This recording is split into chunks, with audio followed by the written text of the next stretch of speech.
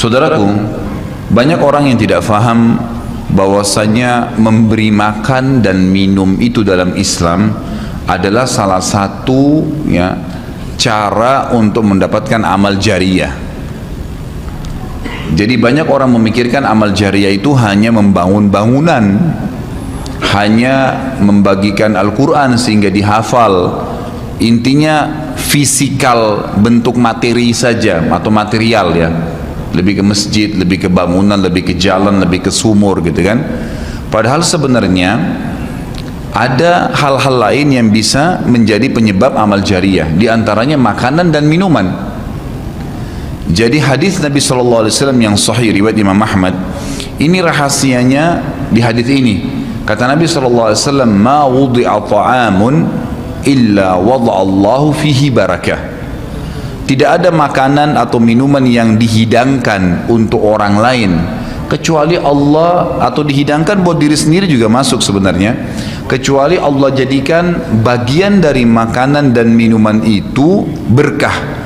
Maksudnya berkah apa? Kata para ulama, dia akan berada di tubuh orang yang mengkonsumsinya selama dia masih hidup.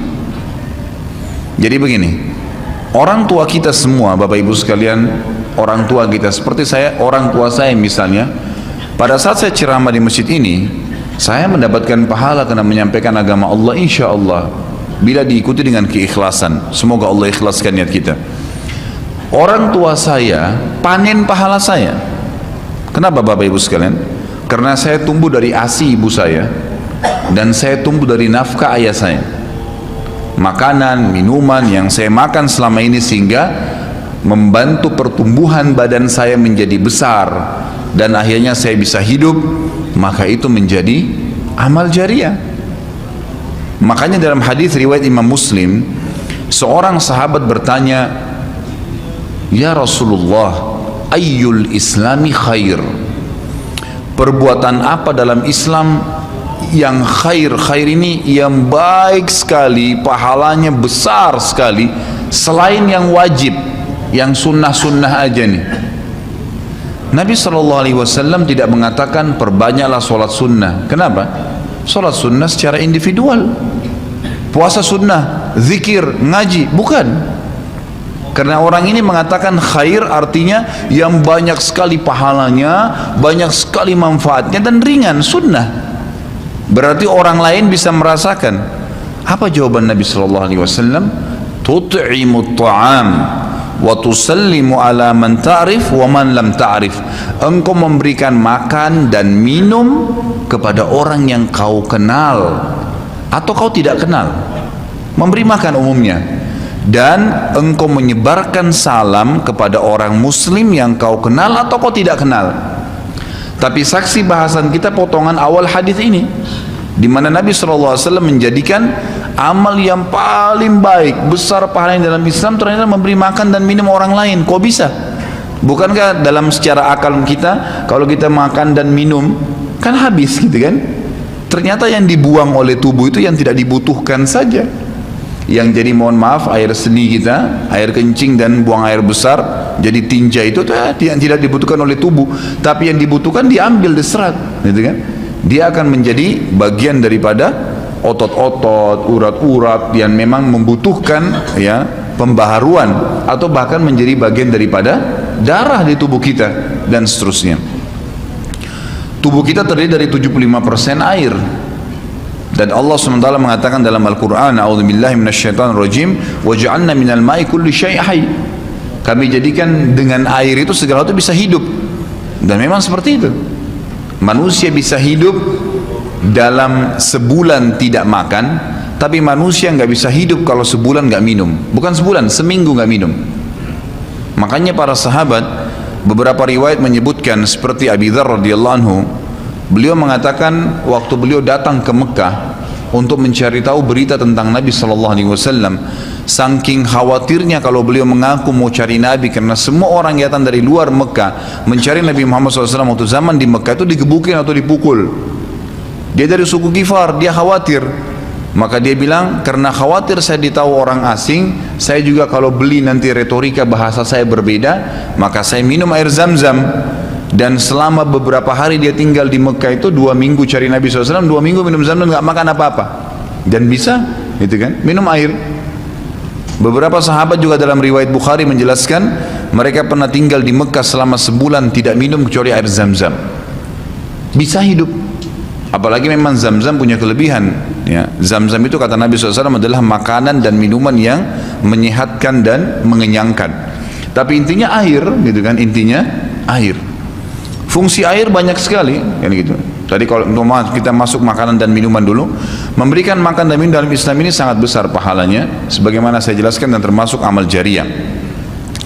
Di dalam Islam ada beberapa kegiatan yang kita disuruh untuk memberikan makan dan minum orang, seperti misalnya membuka puasakan orang lain dengan minum dan makan, dan dijanjikan pahala yang besar. Man fattara sha'iman kana lahu mithlu ajri sha'imin min ghairi an yanqus min ajri sha'imin syai'a. Siapa yang membuka puasakan orang lain, maka dia akan dapat pahala orang itu tanpa dikurangi sedikit pun dari pahala orang yang buka puasa tadi. Dan Umar bin Khattab radhiyallahu anhu pernah memanen pahalanya 1 kota Madinah di zaman khilafah beliau dengan air. Jadi zaman khilafah beliau di akhir hidupnya, atau maaf, di akhir khilafahnya beliau sempat di akhir Ramadan juga, bukan di akhir khilafah, mohon maaf, di akhir Ramadan, dia salah satu tahun khilafahnya beliau sempat ingin membuka puasakan orang, sudah mau habis Ramadan, ingin dapat pahala. Waktu itu beliau jadi khalifah, jadi raja, diiklankanlah di Madinah.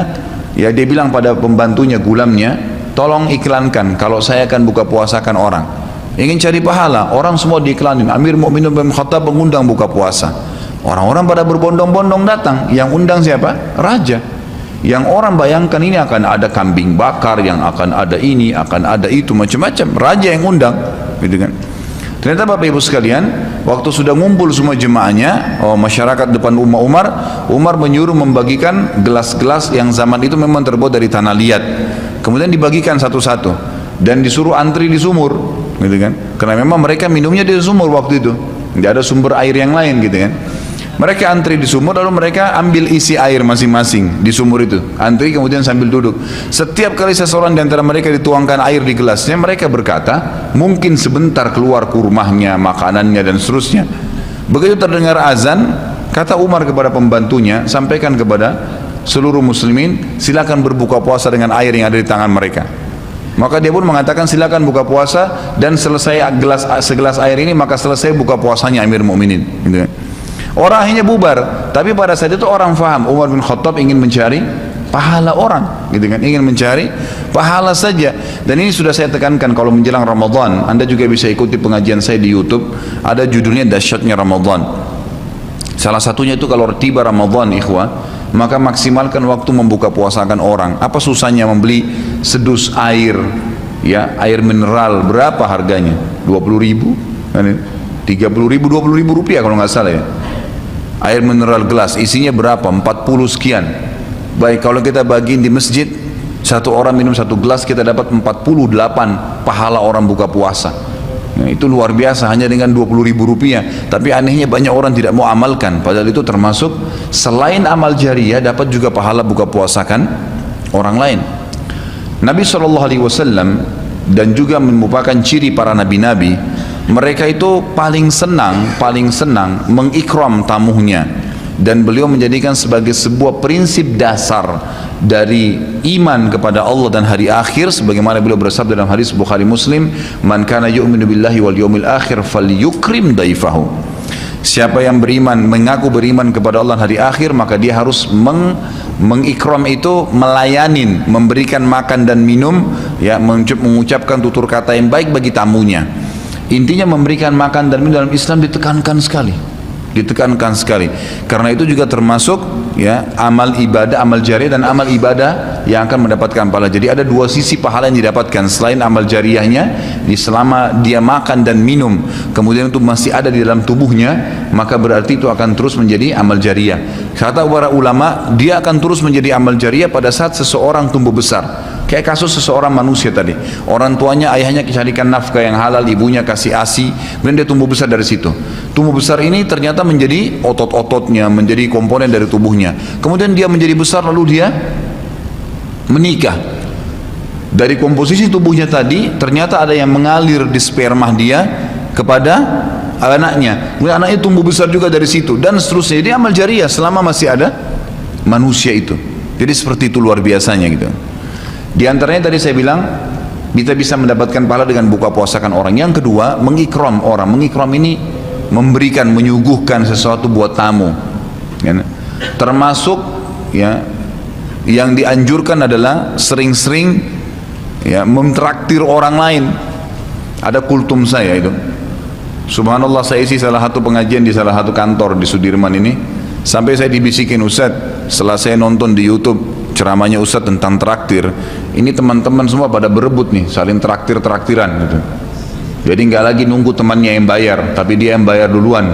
Ternyata itu amal jariah ya Ustaz ya. Oh iya, amal jariah kan gitu, memberikan makan orang. Bayangkan kalau dia makan dan minum dia kenyang, kemudian ada yang jelas pasti ya, makanan minuman yang dimakan dan diminum itu pasti ada bagian yang akan menjadi komposisi tubuhnya, nggak mungkin semua terbuang. Maka itu berarti akan jadi amal jariah. Apalagi kalau dasarnya yang kita berikan makan orang-orang yang bertakwa, orang soleh, luar biasa, makin kuat dia beribadah. Ciri Nabi Ibrahim alaihissalam, Nabi Ibrahim itu malah luar biasa ikramnya ya.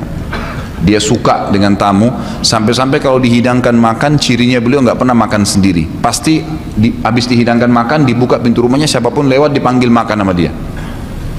Syekh bin Baz hafizahullah rahimahullah, beliau sudah meninggal. Salah satu muridnya menceritakan, beliau itu punya rumah ya, rumahnya dia di belakang atau di samping rumahnya itu ada sebuah tempat yang kosong, pakai AC, ya dilapangkan seperti masjid inilah. Setiap hari beliau menyiapkan makan siang dan makan malam untuk 600 orang. Setiap hari. Siang itu untuk 600 orang, malam untuk 600 orang. Jadi 1200 orang yang makan setiap hari. Atau 1200 porsi lah ya. Kalau orang yang sama makan siang dan makan malam. Sampai-sampai beliau bukan mengundang ya, enggak diundang orang. Jadi awal-awalnya saja diiklanin.